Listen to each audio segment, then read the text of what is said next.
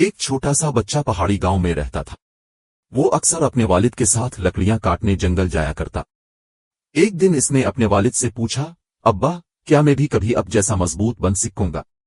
والد نے مسکرا کر کہا، بیٹا، اگر تم روز کوشش کرو تو ایک دن تم پہاڑ بھی ہلا سکتے ہو۔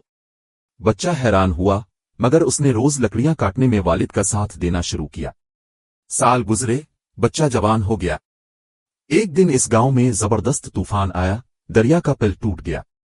سب لوگ گھبرا گئے، لیکن وہی لڑکا جو اب مضبوط جوان بن چکا تھا نے سب کو دریا کے پار لے جانے کے لیے درخت کا ایک بڑا تنا کاٹ کر عارضی پل بنا دیا۔ لوگ حیران تھے، کسی نے کہا، یہ تو ایک معجزہ ہے۔ لڑکے نے مسکرا کر کہا، یہ معجزہ نہیں، میرے والد کی بات پر یقین اور روز کی محنت کا نتیجہ ہے۔